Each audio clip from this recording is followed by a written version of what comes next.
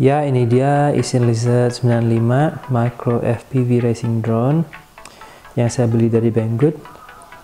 Dan ini versi receivernya yang FlySky, karena saya pakai remote-nya FlySky juga. Oke, langsung kita lihat aja di dalam kotaknya. Nah, ada buku petunjuk dalam bahasa Inggris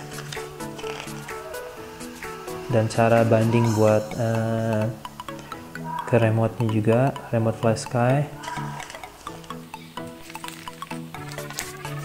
Ada juga kabel USB, ini untuk connect ke Betaflight buat ke komputer.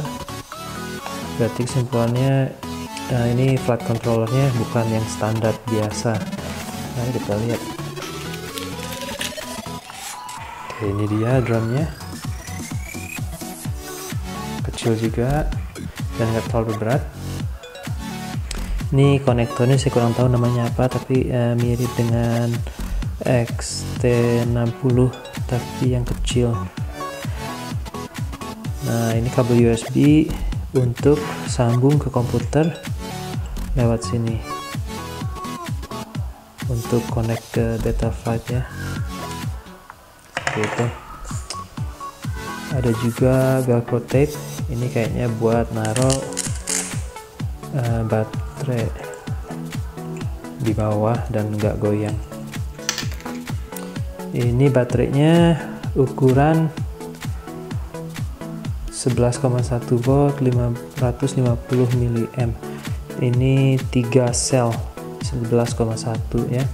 Itu lumayan besar untuk macro drone ukuran segini.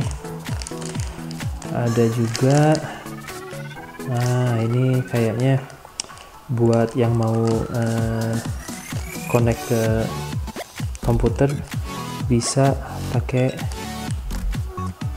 konversi ini juga, konverter dari ke flight control colokan ini untuk ke micro USB. Dan ada juga karet yang kayaknya buat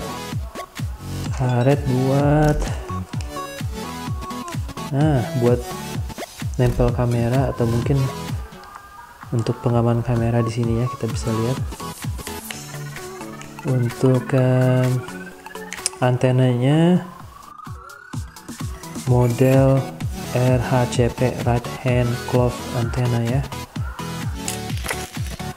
Ini ada juga baling-baling tambahan, spare baling-baling atau props, dan juga ada obeng.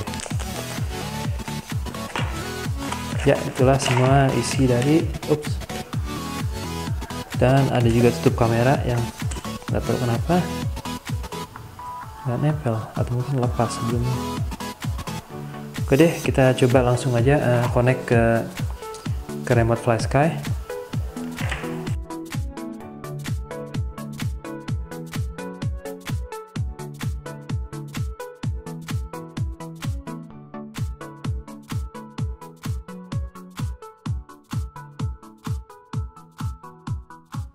Oke, pertama kita pastiin orientasi drone-nya benar. Jadi kalau kita miringin drone ke kiri, gambarnya miring ke kiri juga. Terus kita pastiin juga remote-nya berfungsi. Kita bisa lihat kalau throttle-nya paling rendah itu harus angkanya 1000, dan kalau tingginya itu 2000.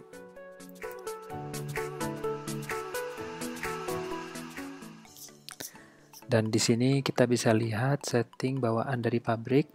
Bagusnya kita save atau simpan supaya nanti kalau rubah-rubah settingnya bisa kita balikin ke setting bawaan pabrik lagi. Caranya dengan ketik dump. Setelah itu kita bisa save settingnya ke file dan kita bisa pakai buat lain kali.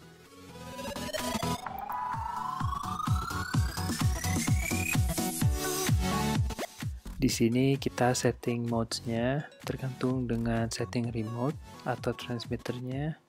Kita bisa pakai aux 1, 2, 3 atau yang lainnya. Nah, ini setting yang punya saya sudah selesai. Saya pakai aux 2 untuk arm, aux 1 untuk angle, horizon sama acro mode, dan aux 3 untuk beeper. Dan air mode saya pakai aux 1 juga supaya otomatis air mode-nya nyala pada saat acro.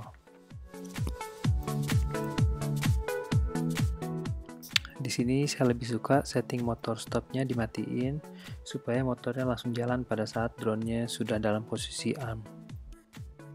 Setelah semua selesai, jangan lupa kita save settingnya. Nah, kita harus pastiin juga fail safe jalan sebelum kita terbang di luar. Caranya begini, kita nyalain transmitternya, connect ke drone-nya.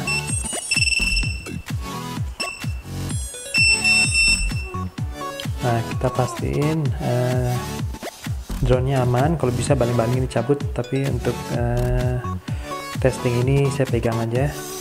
Nah, caranya begini, kita arm dari remote-nya